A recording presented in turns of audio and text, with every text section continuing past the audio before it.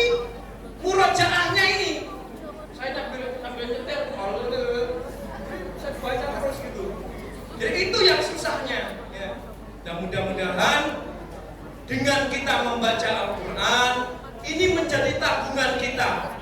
Tabungan kita, bekal kita ketika kita kembali kepada Allah Subhanahu wa Ta'ala. Ini saya sampai jam berapa, Bu? 5:30. 5:30. Udah ketemu terakhir. Allahumma shalli ala Muhammad.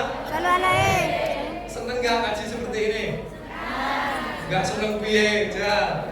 Ibu hadir ke majelis ini, ya. Ini gedungnya sewa atau gratis?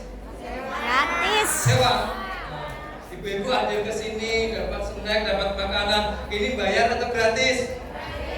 Gratis. Ibu-ibu dengerin ceramahnya bayar gratis? Gratis. Alhamdulillah. Alhamdulillah. Allahumma Muhammad. Sallallahu. Saya teringat ada satu kisah Abu Dzar Al-Ghifari ketika berjalan dengan Rasulullah SAW. Abu Dzar minta nasihat kepada Rasulullah.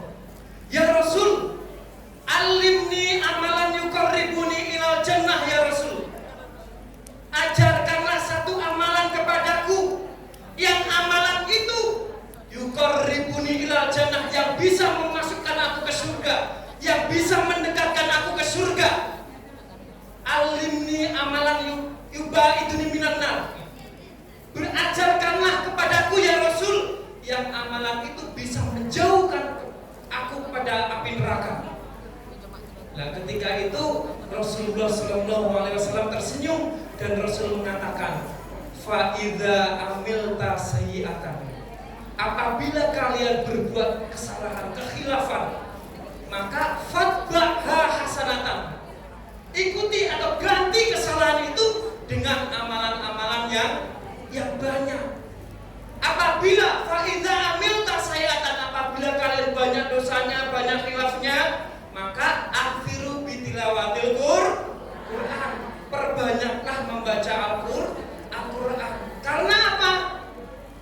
Setiap hurufnya yang kita baca dari Al-Qur'an itu yaitu pahala satu pahala ada 10 kebaikan. Ketika itu ada sahabat yang bertanya kepada Rasul, ya Rasul, apakah membaca alif lam mim itu satu pahala? Lah, tidak. Alifnya satu pahala, lamnya satu pahala, mimnya satu pahala, dan satu pahala itu digandakan 10 kebaikan.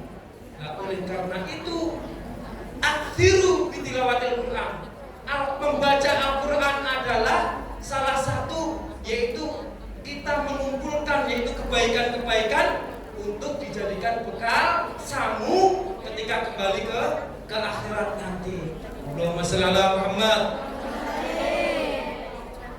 Ada beberapa amalan yang amalan itu bisa memberikan syafaat di yaumil qiyamah nanti.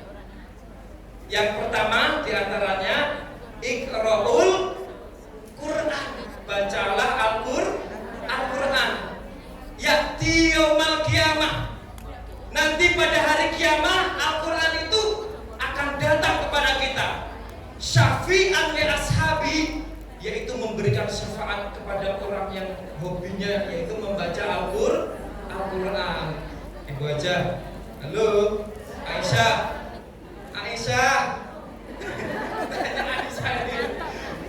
Aisyah hobinya apa coba?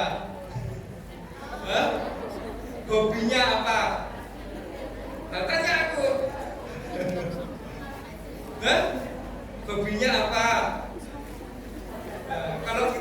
Kalau saya ditanya hobinya apa? Ada main bola seperti Cristiano Ronaldo, ya. Hobinya apa, Mbak? Baca Al-Qur'an.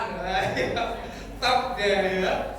Kalau kita sering membaca Al-Quran, hobinya membaca Al-Quran, nah surga itu akan merindukan kepada kita.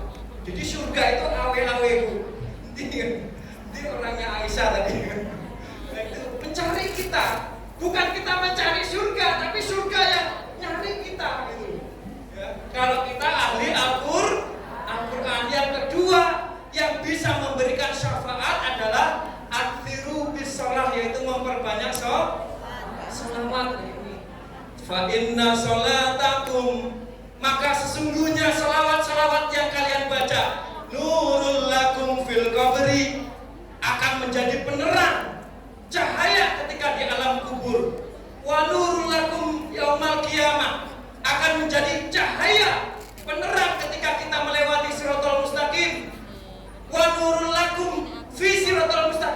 Yaumal qiyamah fil jannah. Sholawat-sholawat yang kita baca akan menjadikan cahaya ketika di surga nanti. Maka nanti kalau orang yang paling banyak membaca sholawat di surga itu cahayanya mencereng, bahasanya, mencorong. Oh iya.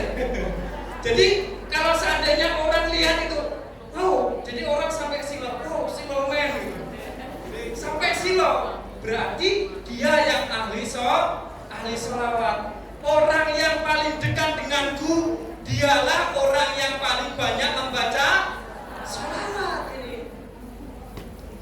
Rahman ya Rahman, sa'idni ya Rahman, isyrah sadri Qur'an, wasli hayati Qur'an. Rahman ya Rabb, sa'idni, bantulah kami ya Allah. Isyrah, lapangkanlah kami, dada kami dengan keberkahan Al-Quran. Imla, isi hati kami dengan keberkahan Al-Quran. Damaikanlah hati kami dengan keberkahan Al-Quran. Lillah, yafu amali lillah. Demi Allah, kami mempunyai cita-cita untuk menghafalkan Al-Quran.